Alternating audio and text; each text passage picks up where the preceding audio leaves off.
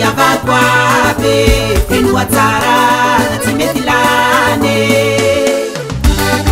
Eka baba, eka nini, questo cuore we. Amila zani bola nga zakamari mini atia. Amila zani bola nga zakamari mini anoza vintea. Chara zalani via, chara zalani via vina yutanga masuano, ilengi madegi na hatuanda. Alinga nduzi manga mia fananga kila na salama kamanga. Vale, Salahinha. Abelau tela kuiresa ka. Abelau.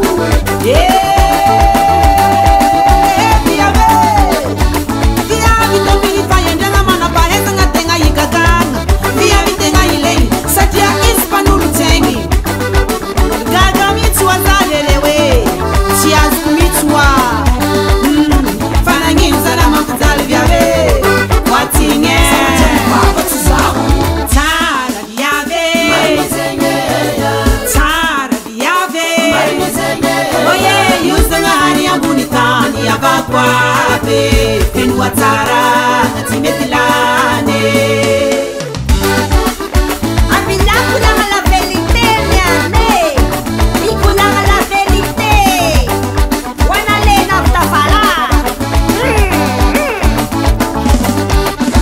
Nangin mamangangi ambanini. Nangin mamangangi ambanini ne bayalani health mahadi. Hango mangati ya bakas green na nigakin. Bayam sala sarpade. Bayam sala sarpadi mamulu bayavi manuda fadi. Nin sasa biyavi panyar chima. Wala higan mapira. Ni mangang sengi rofu ama ukani biyam sala tenga mafi. Na yin volanga na kabaru le lahis matante pangaru. Nama fuanga le ilahe, nama heri le ilahe. Biyam chile sunare talai pa biyam seng pakuni pangahi. Ekenine, atika tia di vanila lao.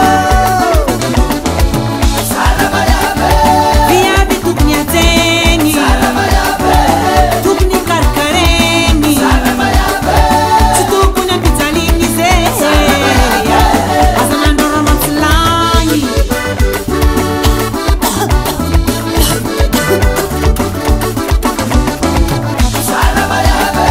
Biabi tuknya tengi, tukni karkarengi. Tutupunya pitalingi ze.